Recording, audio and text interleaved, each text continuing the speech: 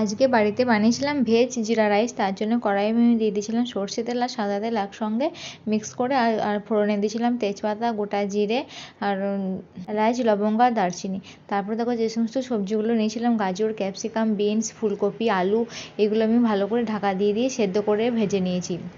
তারপরে দিয়ে দিয়েছিলাম সামান্য একটু নুন। অনেকটা ভাজা ভাজা হয়ে গেছিলো, তারপরে সামান্য নুন দিয়ে আরও ভালো করে সেদ্ধ করে নিয়েছিলাম। এগুলো কিন্তু সবজিগুলো ভালো করে একটু ভাজা ভাজা করে সেদ্ধ করে নিতে হবে, নাহলে কিন্তু খেতে ভালো লাগবে না।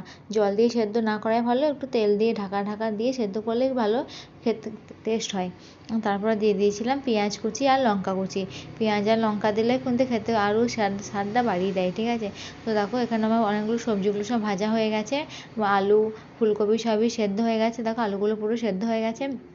তারপরে দিয়ে দিয়েছিলাম একটু ভাজা জিরে গুঁড়ো, বা যেহেতু এটা জিরা রাইস হচ্ছে, তাই জিরে গুঁড়ো না দিলে তো ভালো লাগবে না, তাই না। জিরে গুঁড়োটা প্রথমে আমি গোটা জিরে ভেজে নিয়ে ওটা গুঁড়ো করে তারপর সেটা দিচ্ছি। তারপরে দেখো যে ভাতটা আমি রেডি করে নিয়েছিলাম, সেই ভাতটা দিয়ে একসঙ্গে মিক্স করে নিয়েছি। হয়ে গিয়েছিলো আমার ভেজ জিরা রাইস। এটা কিন্তু খেতে খুবই টেস্ট হয়েছিল। তোমরা অবশ্যই বাড়িতে একবার বানিয়ে দেখতে পারো। আর এরকম ঘরোয়া রেসিপি দেখতে চাইলে অবশ্যই আমার চ্যানেলটিকে সাবস্ক্রাইব করে দিও। বাই।